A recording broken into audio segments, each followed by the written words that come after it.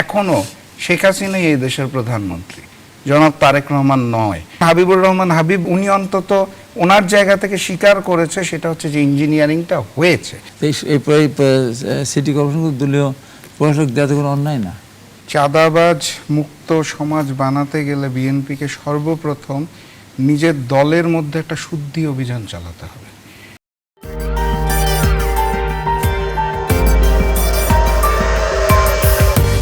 বাংলাদেশ জামায়াতে ইসলামী নেতৃত্বাধীন আমরা যে 11টি দল রয়েছি, আমরা এই কারণটাতেই গণভোটটা জাতীয় নির্বাচনের আগে দাবি করেছিলাম। কারণ আমাদের কাছে মনে হচ্ছিল যে জাতীয় নির্বাচন যদি হয়ে যায় তাহলে হয়তো বড় দল বিএনপি একটা সময় যে এই জুলাই সনদকে স্বীকার করতে চাইবে না, অথবা তারা তাদের সুবিধা মতো একটা অবস্থান নিতে।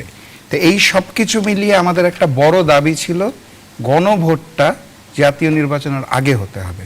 এবং আপনি খেয়াল করে দেখবেন, আমি নাম বলছি না, বিএনপির একজন বড় নেতা অলরেডি স্টেটমেন্ট দিয়ে দিয়েছে যে ওই সময় যদি রাজি না হতাম গণভোটের জন্য তাহলে তো জাতীয় নির্বাচন হতো না। জাতীয় নির্বাচনে যাওয়ার জন্য আমরা ওই সময় গণভোটে রাজি হয়েছিলাম। অর্থাৎ উনি মনের কথাটা ফাঁস করে দিয়েছেন যে আসলে বিএনপি গণভোটেই রাজি ছিল না। তো এখন আমরা বিভিন্ন দল, 60টা দল, 62টা দল বা জোট সব কিছু মিলে 8.5 মাস ধরে বৈঠক করব। আমরা কতিপয় ব্যক্তি সিদ্ধান্ত নিব কিভাবে দেশের সংস্কার হবে, জনগণের রায় থাকবে না, এটা তো হতে পারে না। জনগণের রায় নেওয়ার জন্যই গণভোটের আয়োজন করা হয়েছিল। তা আমাদের দাবিটা মানা হয় নাই, জাতীয় নির্বাচনের দিনই গণভোট আয়োজন করা হয়েছে। এবং আমরা এখন যেটা দেখতে পাচ্ছি সেটা হচ্ছে, আপনি খেয়াল করবেন শপথের দিন কিন্তু বিএনপি একটা শপথ নিল আর একটা শপথ নিল না। এখন সব কিছু বলা হচ্ছে যে সংসদ শুরু হোক, তারপরে দেখা যাবে। অবশ্যই সংসদ শুরু হবার পর দেখা যাবে, কিন্তু আমার জায়গা থেকে আমি যেটা বলতে পারি সেটা হচ্ছে গণভোট নিয়ে যদি এরকম প্রশ্নবিদ্ধ করা হয় জাতীয় নির্বাচনের পরপরই, অথবা জুলাই সনদকে যদি প্রশ্নবিদ্ধ করা হয়, সব কিছুর মধ্যেই যদি আমরা সংবিধানকে টেনে নিয়ে আসি, তাহলে বলতে হবে দুঃখের সাথে এখনো শেখ হাসিনাই এই দেশের প্রধানমন্ত্রী, জনাব তারেক রহমান নয়। সংবিধান যদি মেনে চলি তাহলে এই নির্বাচনটা অবৈধ হয়ে গেছে। আমরা যা যা কার্যক্রম চালিয়েছি মাঝখানে সব কিছু অবৈধ হয়ে গেছে। তো এই কারণে আমার যেটা মনে হয় সেটা হচ্ছে এখনো সময় আছে আমাদের প্রত্যেকটা রাজনৈতিক দলের জুলাই গণ অভ্যুত্থানকে স্মরণ করে, শ্রদ্ধা জানিয়ে, এই চেতনাটাকে ধারণ করে এই জুলাই সনদ বাস্তবায়নের জন্য যা যা করণীয় এই কাজগুলো অতি দ্রুত শুরু করা দরকার। আমরা যদি বিশ্লেষণ করি, জনাব তারেক রহমান যখন সারা বাংলাদেশে প্রচারণা চালানেন, উনি মাত্র একবার গণভোটে হার পক্ষে আহ্বান জানিয়েছে, যেখানে আমরা 11 দল প্রত্যেকটা ভাষণে, বক্তব্যে বারবার এটাকে তুলে নিয়ে এসেছি যে প্রতীকের ভোটে দেওয়ার আগে গণভোটে হাঁকে জয়যুক্ত করতে হবে, কারণ এটা দেশের জন্য প্রয়োজন, সংস্কারের জন্য প্রয়োজন। সেখানে কিন্তু আমরা তারেক রহমানের থেকে মাত্র একবার শুনতে পেয়েছি পুরা প্রচারণার সময়।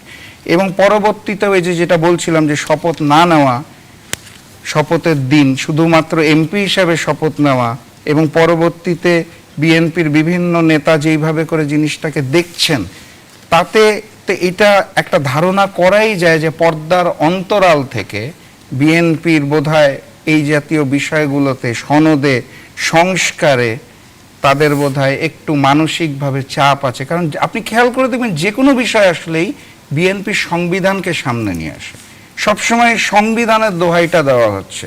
তো সংবিধান মেনে চললে তো আমার মনে হয় জুলাইয়ের পর থেকে যা হয়েছে সব অবৈধ, সব কিছুকে মুছে ফেলে নতুন করে আবার শুরু করতে হবে। এটাই। ধন্যবাদ আপনাকে। এখন যেমনটি বলা হচ্ছে যে আদালতের মাধ্যমে রাজনৈতিক ইস্যু সমাধানের চেষ্টা করা হলে সামনের রাজনৈতিক অচলাবস্থা তৈরি হতে পারে, আসলেই কি তাই? না, দেখুন, অচল অবস্থা শব্দটার সাথে আমি একমত না। কারণ আমি যেমন হাবিবুর রহমান হাবিব আমার অত্যন্ত শ্রদ্ধেয় মানুষ, পছন্দের মানুষ, উনি কিন্তু একটা জিনিস ক্লিয়ার করে দিয়েছে যে ওনার আসনে উনি দাবি করছেন ইঞ্জিনিয়ারিং হয়েছে। আমরা কিন্তু শুরু থেকেই দাবি করছি যে পুরা ইলেকশন প্রসেসটাতে ইঞ্জিনিয়ারিং হয়েছে, যে যার জায়গা থেকে। বিএনপি অফিসিয়ালি এখন পর্যন্ত কোনো স্টেটমেন্ট দেয়নি ইঞ্জিনিয়ারিং এর ব্যাপারে, উনি ব্যক্তিগতভাবে দিয়েছেন। বেশ কজন পরাজিত প্রার্থী কিন্তু অভিযোগ করেছে। হ্যাঁ, আমি সেটাই বলছিলাম যে ব্যক্তিগতভাবে ইঞ্জিনিয়ারিং এর স্টেটমেন্ট বিভিন্ন প্রার্থীর থেকে এসেছে। যেমন হাবিবুর রহমান হাবিব বলেছেন, এরকম কিছু প্রার্থী বলেছেন। দলীয় ফোরাম থেকে, মুখপাত্রর জায়গা থেকে তারেক রহমানের জায়গা থেকে অথবা মির্জা ফখরুল ইসলাম আলমগীরের জায়গা থেকে কিন্তু আমরা এরকম কোনো স্টেটমেন্ট দলগতভাবে এখনো পাইনি। যেটা আমাদের 11 দলের পক্ষ থেকে বলা হয়েছে, আমিরে জামাত বলেছে, এবং আমরা বারবার এই জিনিসটা বলেছি। তা আমি ওনাকে ধন্যবাদ জানাই যে উনি অন্তত ওনার জায়গা থেকে স্বীকার করেছে, সেটা হচ্ছে যে ইঞ্জিনিয়ারিংটা হয়েছে। তো ওই জায়গাটা থেকেই যেটা বলতে চাচ্ছিলাম সেটা হচ্ছে অচল অবস্থাটার সাথে আমি একমত না। কেন একমত না? আমরা যখন বলেছি যে নির্বাচন ইঞ্জিনিয়ারিং হয়েছে অথবা একটি ম্যানেজ ভোট হয়েছে, সবাইকে ম্যানেজ করে ফলাফল ঘোষণা করা হয়েছে, আমরা কিন্তু বলি নাই যে আমরা মানি না ভোটটা। অতীতের রাজনীতিতে যেটা দেখা যেত যে আমরা জিতে আসলে সুষ্ঠু, হেরে গেলেই দুষ্ট এবং বয়কট করলাম, নির্বাচন মানি না, হরতালে চলে যাও, অবরোধ। আমরা কিন্তু এই জাতীয় কোনো কর্মসূচিতে যাইনি। আপনি খেয়াল করে দেখবেন আমরা একটা নতুন ধারার রাজনীতি সৃষ্টি করতে চাই, একটা শান্তিপূর্ণ বাংলাদেশ চাই। সেই জায়গাটার থেকে আমরা কিন্তু কোনো হিংসাত্মক অথবা ধ্বংসাত্মক কর্মসূচিতে যাই নাই। আমরা আশাবাদী যে সংসদ শুরু হওয়ার পর ক্ষমতাসীন দল সঠিক ভূমিকা নিবে। এখন সেটা যদি না নেয়, পর্দার অন্তরাল থেকে যদি জুলাইকে অস্বীকার করা হয়, সব কিছুই যদি সংবিধানের দোহাই দেওয়া হয়, সেক্ষেত্রে তো একটা সময় আমরা বাধ্য হব রাজপথে নেমে আসতে, যেটা আমরা চাচ্ছি না। আমরা চাই সংসদেই সমাধান হোক, কিন্তু যদি বাধ্য করা হয় সেক্ষেত্রে তো কর্মসূচি নিয়ে আসতেই হবে। আমাদের বিএনপির পক্ষ থেকে তো ভোট কারচুপি করার কোনো প্রয়োজন নাই। তারা 5টা 7টা সারা বাংলাদেশ 60 লগ্ন থেকে 53টা আসন পেয়েছে, তারা সেখানে 70টা আসন পেয়েছে। তারপরেও তারা যদি বলে কারচুপি হয়েছে, তাহলে এটা তো ধরেন একবার অবিশ্বাস্য একটা কথা। তারা এই ভোটটা জেতার জন্য এমন কোনো অপকৌশল নেই যেটা করে নেয়।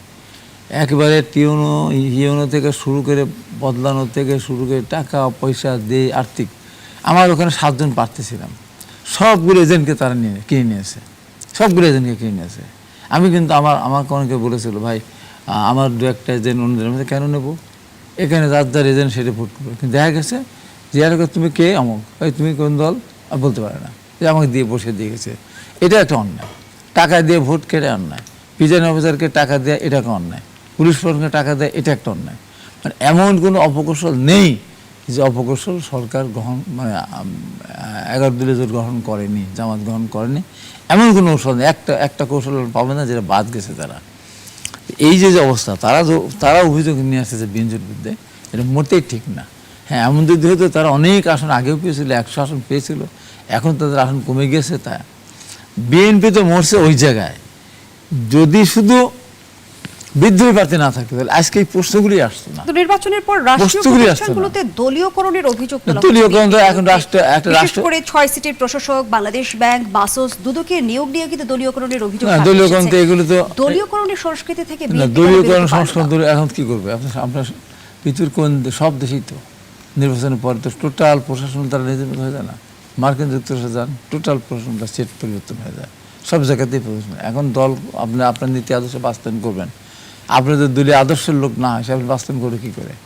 এই সিটি কর্পোরেশনগুলো দলীয় প্রশাসক দেওয়াতে কোনো অন্যায় না। এই মুহূর্তে বিরোধী দল যদি মনে করে যে আমরা সুযোগ নেব, দেশ সরকারকে অস্থির করব, তাহলে এটা তারা দেশকে ভালোবাসে না। আর যারা এই হুমকিটা দিচ্ছে তারা তো দেশকে ভালোবাসেই না। তারা তো এই দেশটাই তো তারা চায় না, এই দেশটা তারা চায় না, এই পর্যন্ত তারা চায় না। দেখেন না, যাতে শহীদ মিনারে তারা গেছিল, যেখানে করা হলো, আপনি কেন আসছেন এখানে? একবার বললেন না যে শহীদদের আত্মার মাগফিরাত কামনা করার জন্য, তার সম্মান জানার জন্য এসেছে, তা কিন্তু বললেন না। এই বাংলাদেশে প্রথম এত বছর পর তারেক রহমান প্রধানমন্ত্রী হিসাবে শহীদ মিনারে গেলেন, সেখানে গেলেন, ফুল দিলেন, ফাতিহা পাঠ করলেন, শহীদদের দোয়া করলেন। তারা বলতে পারতো যে আমরা শহীদদের প্রতি সম্মান দেখান দিয়েছে, বলতে আমরা বিরোধী দল, তাই আমরা আসছি। সবার স্মৃতির সাথে তারা যায় না, অতীতে তারা কোনোদিন যায়নি, তার দেশটাই তারা স্বীকার করে না। সেই দেশটা ধ্বংস হলেই বা কি? যেহেতু ক্ষমতায় বিএনপি আছে, চাঁদাবাজ মুক্ত সমাজ বানাতে গেলে বিএনপিকে সর্বপ্রথম নিজের দলের মধ্যে একটা শুদ্ধি অভিযান চালাতে হবে। আমার কাছে নির্বাচনের আগে আমি যেটা দেখেছি, জনাব রুহুল কবির রিজভী, ওনার খুব কষ্ট হতো ওই সময়টায়, ওনার জন্য আমার মায়া লাগে, উনি একজন বর্ষিয়ান নেতা। আপনি খেয়াল করবেন এতগুলো কাগজের মধ্যে ওনাকে স্বাক্ষর করতে হয়েছে যে বহিষ্কার বহিষ্কার বহিষ্কার বহিষ্কার বহিষ্কার, এবং সকল কাগজে নির্বাচনের 1-1.5 মাস আগে আবারও স্বাক্ষর করতে হয়েছে যে বহিষ্কার তুলে নেওয়া হলো। প্রথমে বহিষ্কার করতে হয়েছে 6 মাস 5 মাস 4 মাস আগে নির্বাচনের, আর নির্বাচনের 1-1.5 মাস আগে সকল বহিষ্কার তুলে নেওয়ার জন্য ওনাকে আবার স্বাক্ষর করতে হয়েছে। তো ওনার মতো একজন বর্ষিয়ান মানুষ এই নোংরা কালচারের মধ্যে ওনাকে যেতে বাধ্য করা হয়েছে।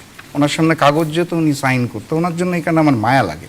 তো যেটা বলছিলাম যে চাঁদাবাজদের লিস্ট করতে হবে, সমাজকে চাঁদাবাজ মুক্ত করতে হবে, সেটার জন্য আসলে বিএনপিকে নিজের দলে একটা শুদ্ধি অভিযান চালাতে হবে। সেটা আসলে কতখানি সম্ভব এটা আমার কাছে সন্দেহ রয়েই যায়। যে উদাহরণটা দিলাম রিজভী সাহেবকে দিয়ে, তো এভাবে করে আসলে খুব ডিফিকাল্ট, কারণ অলরেডি আমরা সমঝোতার চাঁদাবাজি কিন্তু দেখতে পেয়েছি। একজন মন্ত্রীর কাছ থেকে যখন প্রাইমারি লাইসেন্স চলে আসে যে সমঝোতার মাধ্যমে হলে সেটা চাঁদাবাজি নয়, তখন তো আসলে একটা প্রিলিমিনারি গ্রিন কার্ড পেয়েই যায় যারা চাঁদাবাজির সাথে যুক্ত।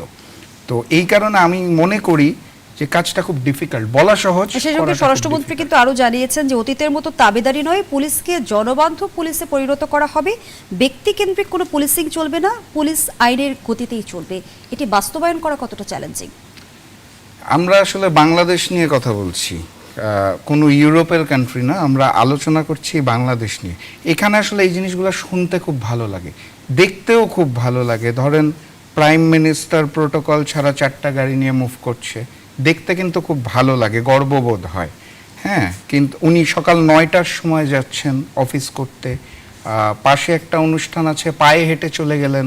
আমাদের মিডিয়া এই টাইপের জিনিসগুলো খুব সুন্দর করে ফলাওভাবে প্রচার করে।